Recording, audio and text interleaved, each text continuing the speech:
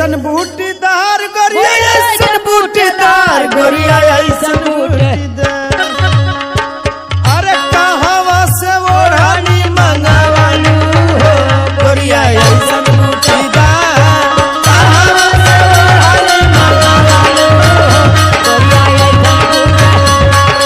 ऐसन बूटीदार गोरिया ऐसन बूटीदार गोरिया ऐसन बूटीदार ऐसन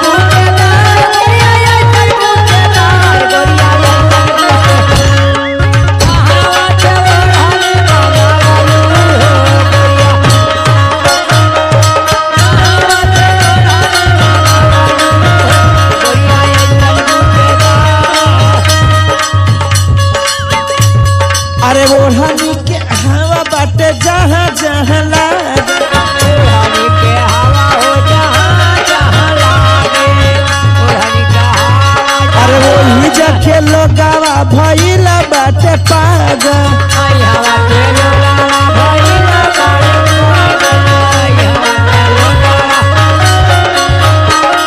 अरे ओढ़नी ओढ़ाई के हिलावाला सिंह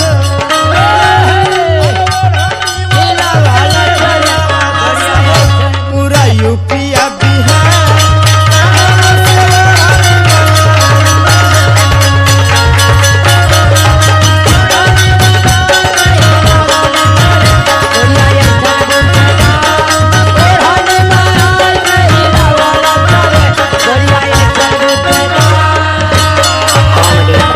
मुन्ना सावंत।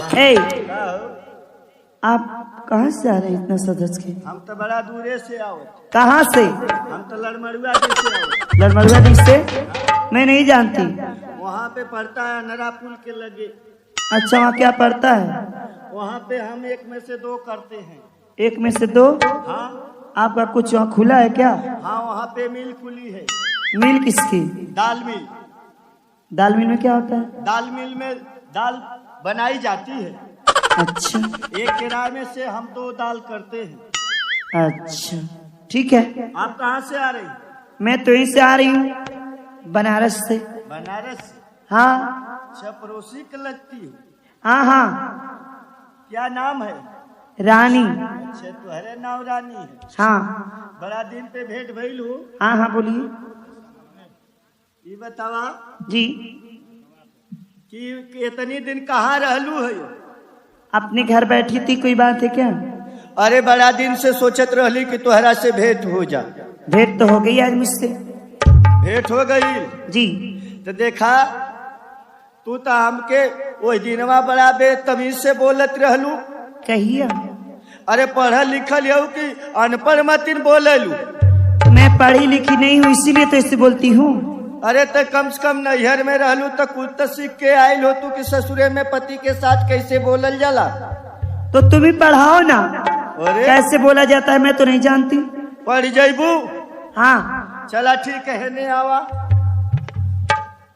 तो ये बतावा कि ABCD पढ़बू की कखा गघा? तुम्हारा क्या इच्छा है?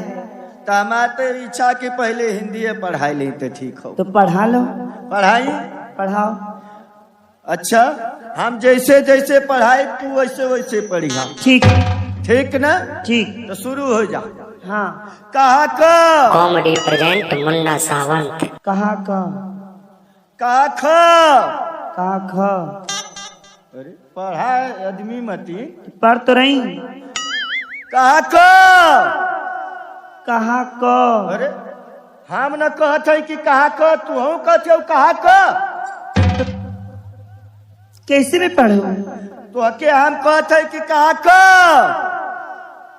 कहाँ का? कहा ख? कहाँ ख? कहा ग? कहाँ ग? कहा घ? कहाँ घ? अंगा माने कुछ ना। अंगा में कुछ ना। तो इधर क्या दिखाते हो? अरे तो कहत नहीं, इधर तुरंत देखावत है। अच्छा, यही तर पढ़बू? हाँ। हाँ? और बताओ। अरे अरे ऐठबू? ऐठबू?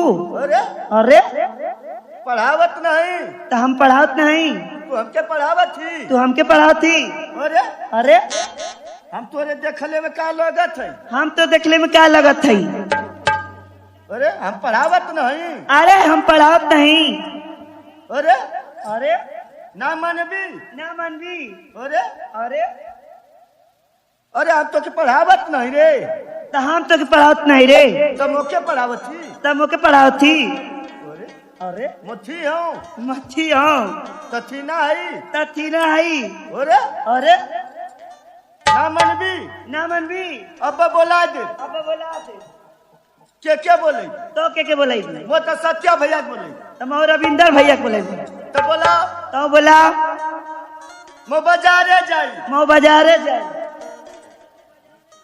तो बाजारे जाबी हाँ मो रसगुल्ला खाई मो रसगुल्ला मो लूंग लत्ता खाई मो लंगलत्ता खाई मो मुरब्बा खाई मो मुरब्बा खाई मो लकठा खाई मो लट्ठा खाई।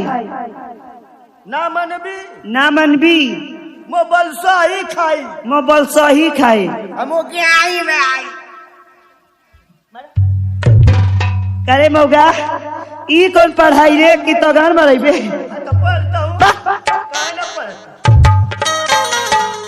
हम ही ना पढ़ाई पढ़ अभी ना पढ़बी ना कहते कि सीधे से पढ़ता उल्टा कुल बात बोला। हम ऐसा पढ़ाई ना पढ़ब। हम अंडा खाई कुल कर तो तू अंडा खेबे तो डंडा के खाई तू ही ना। हाँ यही तरह पढ़बी तब कैसे पढ़ी हो। नैहर में रहली बड़ा यही तरह छेड़ चरावत रहली तोर भैया दादा सजवे तो के विदा कह दिया। इहो बात भी है काहे रे तो छेड़ चढ़ाते तो तू कौन मेरे अच्छा रहला पढ़ल लिखल। तब करे पढ़ले हैं रे। आए हाँ तो हम कौन गधैया बड़ी। हाँ तो चल फिर देखी जाई। चलो ठीक बा।